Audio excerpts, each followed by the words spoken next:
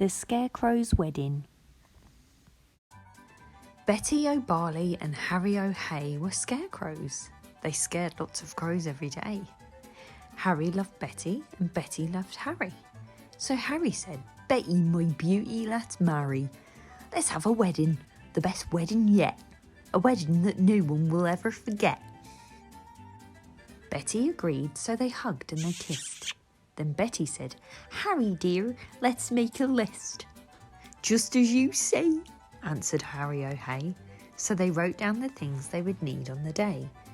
A dress of white feathers, a necklace of shells, lots of pink flowers, 2 rings and some bells. Then Harry gave Betty O'Barley his arm and the Scarecrow set off on a hunt round the farm. They hadn't gone far when they spotted some geese.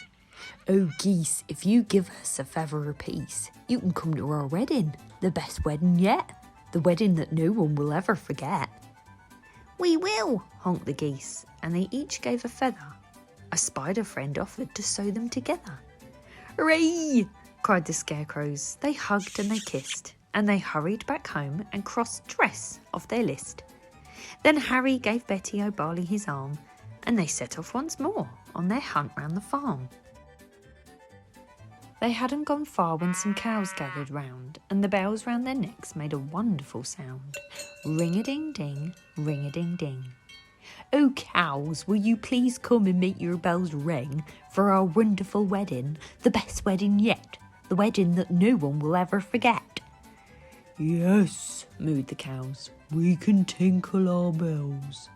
Then a crab scuttled up with a necklace of shells. Some mice found 2 rings in a bin. They were certain the rings had belonged to an old farmhouse curtain. "Hooray!" cried the Scarecrows. They hugged and they kissed. "Pink flowers are the only things left on our list." Then Harry said, "Betty dear, I can find those. Why don't I pick some while you have a doze?" "Pink flowers, buzzed a big stripy bee. "I can find you a field of pink flowers. Follow me." So the bee led the way and they travelled for hours till they came to a field full of pretty pink flowers. Harry stood thinking, "I won't pick them yet. I'll need to find water to keep their stalks wet." "Just follow me," croaked a lumpy old toad. "There's a lovely wet pool at the top of this road." They climbed up the road. It was terribly steep. "I'm tired," said the toad, so they stopped for a sleep. Early next morning they came to the pool. "This water," said Harry, "is beautifully cool.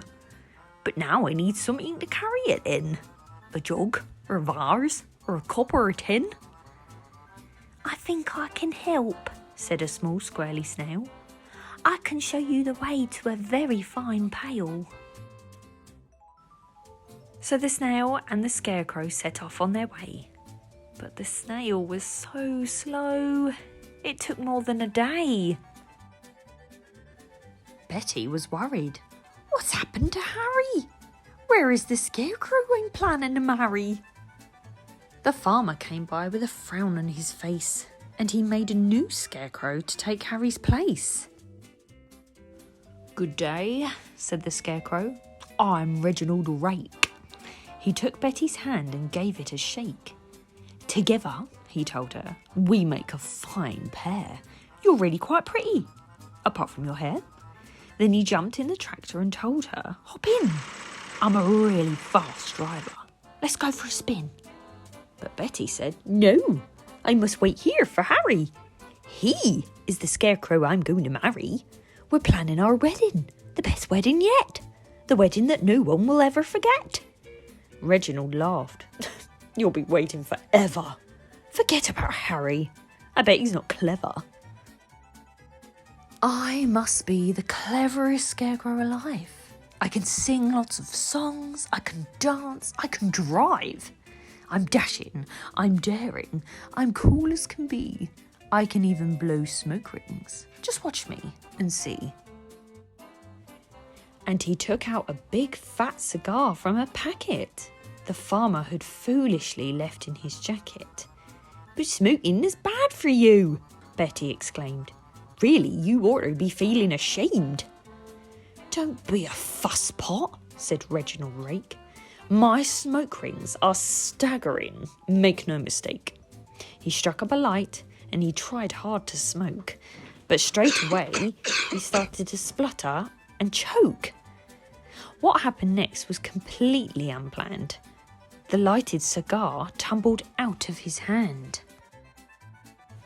It fell to the ground and it started a fire.